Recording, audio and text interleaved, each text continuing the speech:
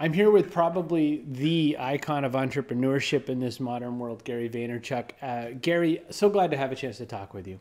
Thanks, Chris. It's a very nice setup, but I don't know about all that, but I appreciate it. Sounded good. Sounded good Sounded coming right very out of the good. gate. But you did. I mean, you were born in what is now known as Belarus. You came over to the U.S. Your dad had a small and reasonable liquor store going, and you built it into this monster wine library. You were one of the early super success stories of social media for that. Then you and your brother AJ launched VaynerMedia. Along the way, you've done all kinds of other projects as well, all kinds of video stuff, and you just haven't slowed down. You wrote a whole bunch of best-selling books, including Jab, Jab, Jab, Right Hook, the new one. All along the way, what's just been the motivator? What's besides buy the jets? I guess. I mean, what's what's you know underneath what? it? Since you also are an icon, and I want to make this massively valuable. I'll break some news that I think would probably surprise people. Buying the jets is massively important to me, and it's fun, and it's this huge goal. But I think, I've been really, you get older and you start thinking about things, and, it's in place to allow me to continue to do what I most love, Chris, which is the climb. What's been the continuous motivator? Some sort of level of DNA that makes me very competitive, that makes me very goal-oriented, which makes also self-awareness. I'm so aware of how lucky I am to be gifted with business skills that I feel like I have to achieve. I'm very self-aware that I escaped a communist country. Belarus is the last dictatorship in Europe. There's luck, right? Like a lot of entrepreneurs, especially ones that look like me, like to say there's no luck. You put in the you probably expect to hear from me a thing like put in the hustle, put in the work, there's no luck. I got traded for wheat. Like Israel and Russia and America traded Jews to leave Russia to, in the late 70s during the Cold War, and that's how I got out. That thing doesn't happen. My whole life's differently. Now I still have all those skills and that hunger, but context of your environment matter.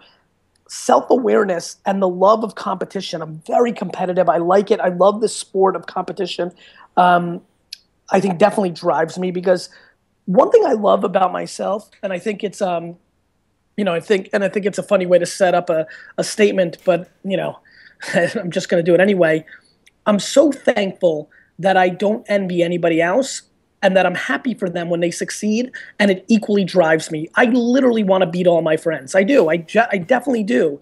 And I think, it's funny to have this interview with you. I think, you and I were two of the 11, 12, 15 unknown people that rode the wave of the Twitter early adopters, and you and I very much, I'm thrilled to say this, are two of the only handful of people that I think understood the engagement aspect and some of the variables that made the platform a little bit different, that it wasn't just content. But with you and the other 6 or 7 people that were climbing the ranks out of nowhere, that weren't tech TV stars, there was just a couple of us, I was always massively happy for you guys, but I also was very competitive, and I think that's just that's my overall nature, and I think that's what makes me continue to work my face off, hustle. I mean, here you and I are at 8 p.m. on a Sunday night. Not everybody's going to want to do this, and you and I have, I follow you very carefully as well, and appreciate your work, and more importantly, get happy for the things you've had in your family and those family pictures. That's what social does. I have a understanding, and we both very much love our families and talk about those things and execute them, but we still are willing at 8 p.m. at Sunday night to put in the work because there's just something in there, isn't it? Gary, you mentioned about being competitive, and that's one area where I don't have that gene the same way. I mean, I sometimes do, well, I think I'll go after this, because I want to see if I can get it. I compete with myself all the time. I'm not really good at being a good friendly competitor because I'm usually sort of looking down at my own navel. But, one of the things I was thinking is there's a lot of people who also have a really strong competitive spirit who go after the wrong things and the wrong targets and waste a lot of energy and never really, it's sort of crabs pulling each other back down into the bucket kind of energy. Gary, what separates those people? What's the difference between Gary Vaynerchuk, who knows how to, say, good for you, Peter Shankman, I'm going to beat you up, versus you suck, I'm going to take you down, and I'm going to fight inside these, crab cases? There was a saying I heard once a long time ago. It said there's 2 ways to build the biggest building in town. 1, build the biggest building in town. 2, tear down all the other buildings around you. And that saying stuck with me forever, Chris. It still sticks with me. I'm so proud that I want to be the first version of that, not the second. I don't know what it is. I don't. Again, a lot of this is parenting DNA. But I think the difference is, I feel comfortable that I'm not going to be kicked on the elevator on the way down. Like, I think about like, what if circumstance changes? What if something bad happens to me? What if bad things happen? What if I make a critical mistake? What if a world war breaks out? Like, I think about a lot of chess moves and I say to myself, one thing I'm happy about is I have a good feeling like I'm going to want to do good for many and many are going to want to do good for me. And, I guess I'm very obsessed with my legacy. I have started innuendoing in interviews or saying out loud something my family's known for a long time, which is I have a huge obsession with having as many people as possible come to my funeral. And I try to live my life that way. And I think that if I'm trying to pull people down or talk behind their back or, do the wrong thing or don't support them, that there's a very good chance that they won't like me, that it'll get back to them. We live in a transparent world. And so, for me, it's just listen, I have a lot of flaws. The same way I'm a procrastinator, which is a bad flaw, is the same way that I'm not capable of doing that, bring everybody down. Again, in the heat of the moment, competitively, absolutely. I mean, I punched AJ in the face once in basketball not that long ago. I'm still pretty devastated about it. Not that hard, Chris, don't worry. But I don't know. I think the difference is not necessarily the climb up. I think it's the aftermath. What separates them? It's the aftermath. When we're in our 50s, 60s, 70s, 80s, and we're seeing each other, and you and I are amongst a lot of people at a festival or on Mars or wherever we are, and some of those other people that got there by dragging everybody else down, I think they're going to be a little lonelier. I think they're going to be a little more secluded. I think they're going to have more superficial relationships. And eventually very quickly, you stop worrying about money and all these other things. You start worrying about your name and respect. And, I do have the advantage of coming from Eastern Europe, being a first generation immigrant, where I think a lot of the things I do care about are grounded in that kind of stuff. And I think that saves me because I definitely have tendencies of being competitive, being a salesman, a hyperbole. I've got lucky that I got evened out. And I think, for me, I got lucky, but I think the difference, to answer your question completely, very quickly, the answer is not now, but long-term. The difference is that I think the people that do try to build the biggest building and support each other versus pulling everybody else down tend to have a better life at the end. There's kind of two ways to make a soup less spicy. One way is to put less salt into it, and the other way is to maybe add a little water to kind of counter what you've just done with the salt. The reason I say this is the difference in Gary Vaynerchuk circa crush it and Gary Vaynerchuk circa jab, jab, jab, right hook is certainly not that you tone down your version of self-promotion. And I am forever telling other people when they say, but Gary does, I say, you cannot ever do, but Gary does. Gary has this preternatural magical ability to self-promote far beyond the scale of any normal human and still be beloved. It's just not allowed. I have said it 1,000 million times. I said, you can't do what Gary does. Gary will be like, buy my book, buy 600 of my book. I love you.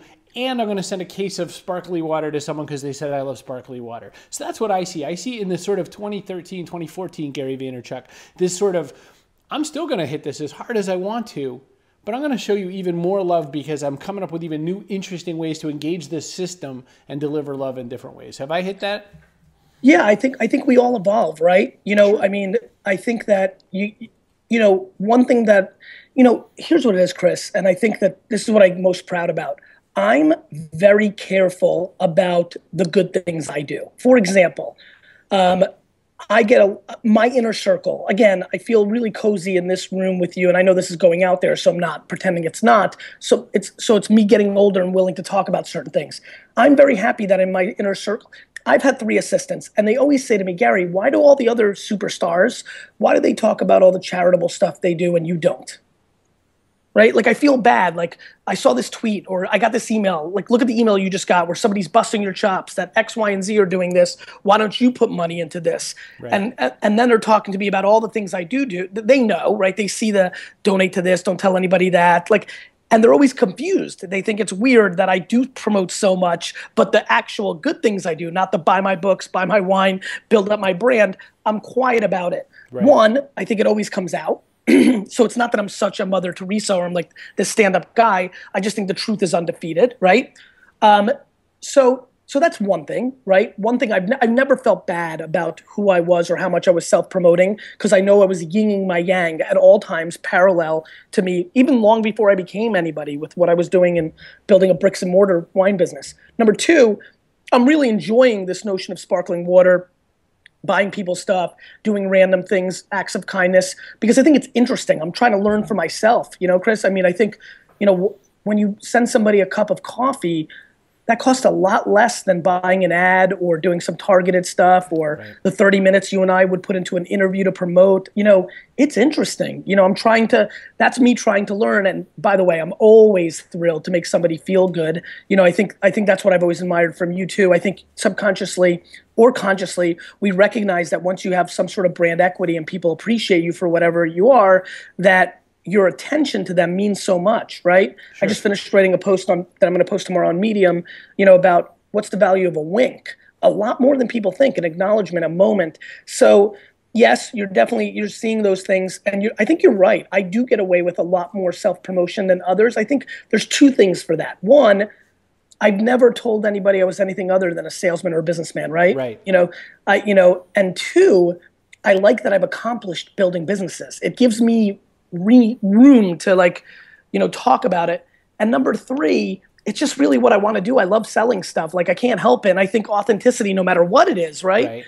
People are going to appreciate. So it's not forced. It's so funny. I see these amazing people who just are not good at selling, great artists, better articulators on the written word, write better books than I do. But when it comes to the selling part, it's so not second nature. And they do a little self-promotion, they get dismantled because it comes off awkward. Being a true salesman doesn't hurt when it comes to promoting.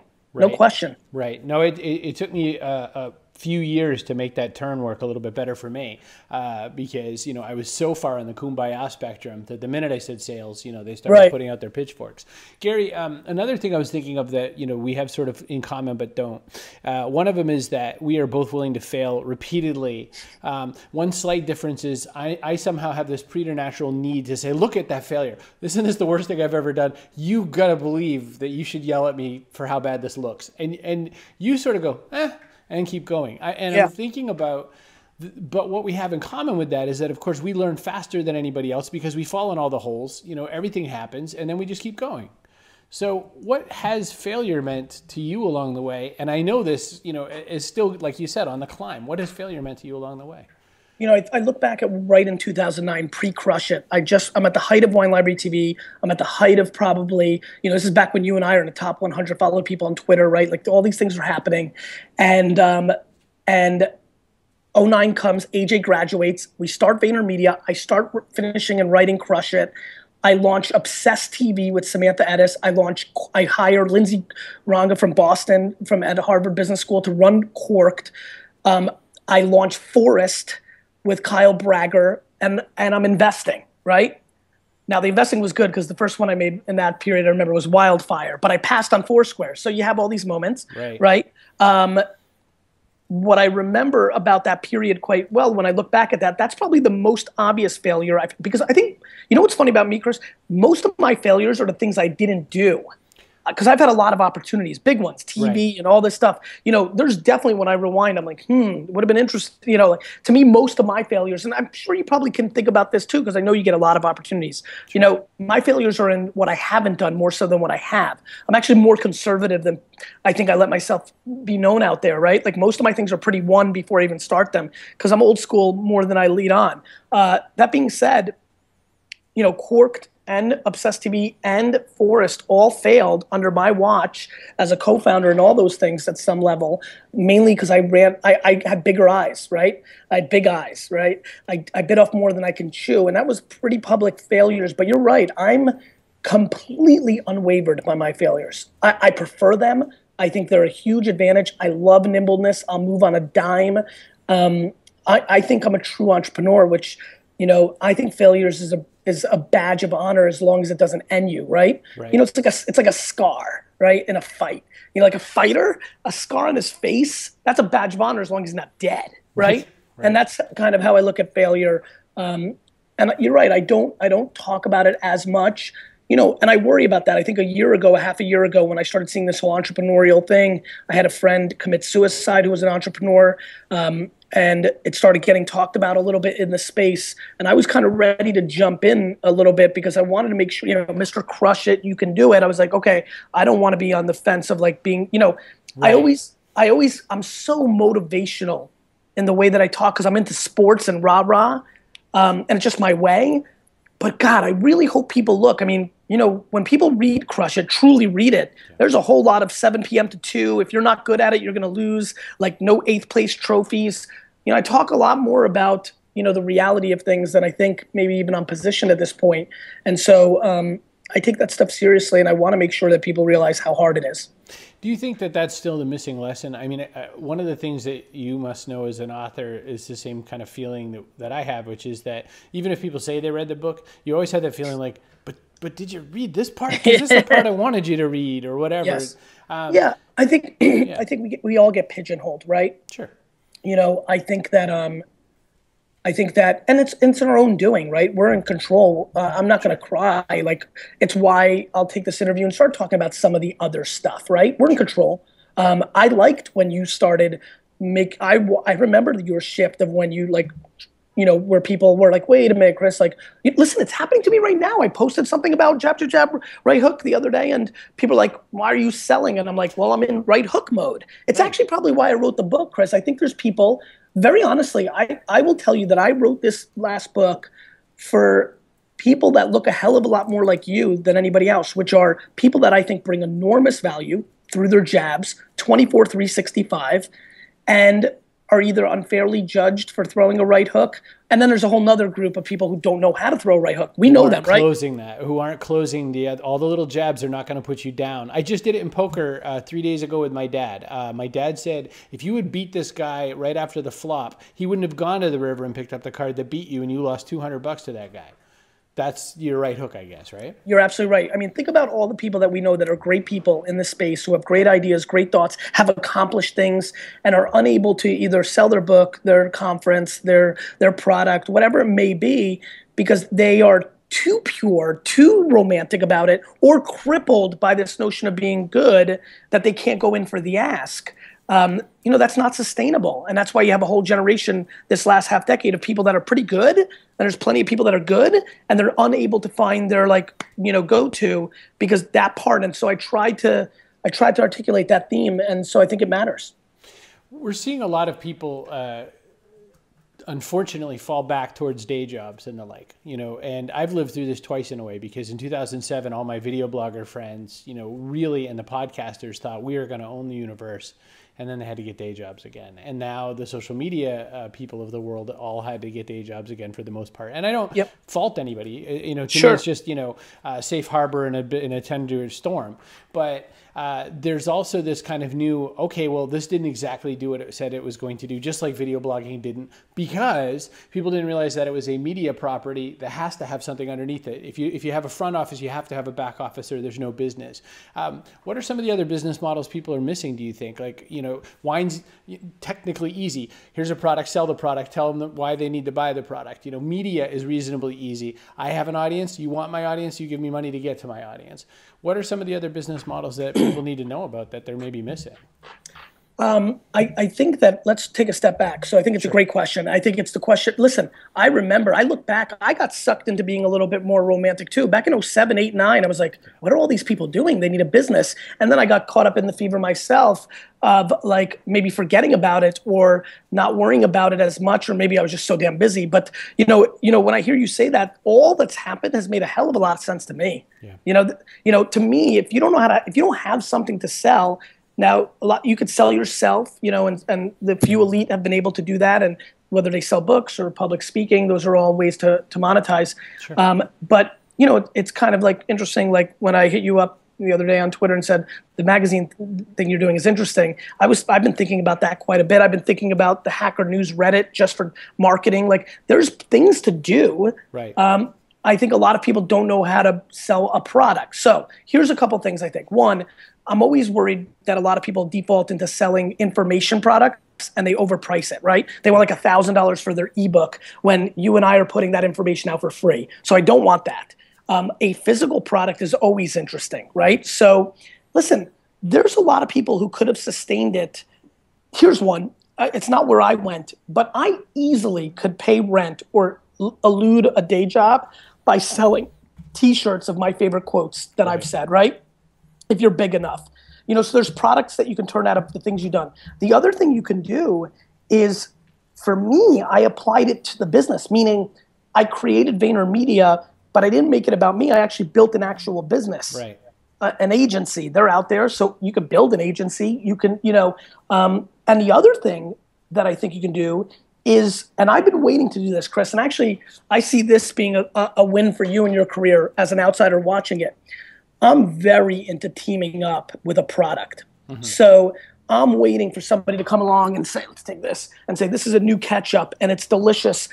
Can I give you, and I just think this is it. And I jump in and I own 50% of it, and I use all my marketing ways to build, if there's a soda company up in Boston that teams up with you and you get 10% of it. So like, to 50 me, Cent with Vitamin Water, William Shatner with Priceline, all these, legendary moves like that. You're totally right.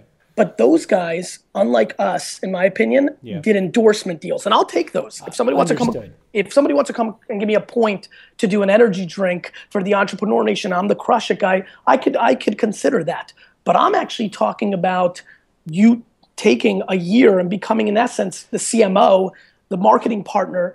To me, I can apply, like, we all spew all these ideas. Sure. Like, my long-term plan is to execute it to building brands. And so you can apply it to that. I mean, listen, let me give you another example. There's a lot of people in the space that I respect that have gotten day jobs. And I say, my God, if they would have just went to a day camp, let's say a summer camp, and said, if they were actually business people, that's the conversation here, and said, give me 15% of this day camp. If I market this stuff on Facebook, Twitter, Tumblr, if I do content marketing, if I do Outbrain, Upworthy, if I do all these things, this business will be worth more. That's something that's on the table for a lot of people if they want the risk. Right. Right. It's being a business person, and that's the truth. I was thinking about that because of this sort of strange, to me out of nowhere, but you probably saw it coming, move of will.i.am suddenly being this kind of, prophet that everyone's saying, Coke's eco cycle and all these other crazy deals he's doing. And all these articles suddenly pop up everywhere saying, oh, this guy's got this going on. And I feel like Gary said this stuff 4 years ago, but okay, will.i.am has a different tone of voice or something. Well, will.i.am is a much bigger star, right? I mean, like, that's the truth. I mean, I think all the time about going on TV and making this move, and I don't think TV's dead, but I think it's fragmented. Yeah. All the stuff I believed from the beginning, but listen, I don't know what you've done with media, but every time you've done media stuff that have been traditional, it's always interesting to see that it's got more clout, though it may not have more reach, right? I'd much rather be, if having this interview playing in its entirety on your blog would probably reach more people than if I was on CNBC tomorrow. Like, that's how the world has become. On the flip side, the leverage of being on CNBC, right? It's just this whole matrix. So, I'll tell you this, Chris, and I'll tell you this in a big way. I truly believe that my success is predicated as an entrepreneur of the yin and the yang. I equally believe I'm the best, and I equally don't read my own press, right? I equally hyperbole, but I equally have, I've put my head down. VaynerMedia has gone from 20 to 280 employees in 24 months, right? Since I put my head down and run it. This world, that's work. Right. That's I'm willing to eat crow. I don't need to go on yachts and maximize my personal brand. I want to remind people that I actually build businesses. And I think you've got to have a mix. It's got to be yin and yang. You have to have substance with the sizzle. No question at all. Gary, one last question, I guess. In the land of jab, jab, jab, right hook, what we're saying is, you've really got to get out there. You've got to do the work. You've got to also tell the story. Why are people so afraid to tell their story? I think there's a couple of reasons. One, I think most people are not naturally good storytellers. Storytelling's tough. Chris, storytelling's really tough. I mean, look, you've put out as much content as anybody in this space over the last half decade. Sure. Think about how hard it is to come up with new things to say, or different angles, or something that, you have to worry the same way I do, which is you don't want to become stale or repackage the same thing over and over, right? And listen, I don't have that many theories.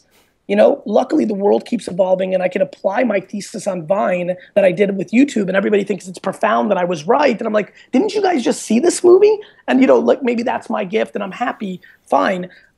First, I don't think people are good storytellers. I think it's hard. So I would tell you the number one mistake that everybody who's watching or listening or reading this, I'm not sure what you're doing with the content, make is they don't figure out which medium's right for them, right? Sure. So there's very few people as good as you. This is where you're better than me. For me, it's video, right? That's where I pop. Right. And in person, right? I recall, I will never forget in our relationship, where were we? We were in Norway or Finland or one of those Nordic countries, right? Yep. And I was so pumped that after I gave that talk, you wrote a blog post or a tweet that said, I was reminded today why Gary was, because it was like, oh, it was 10, right? And it might've been a couple years.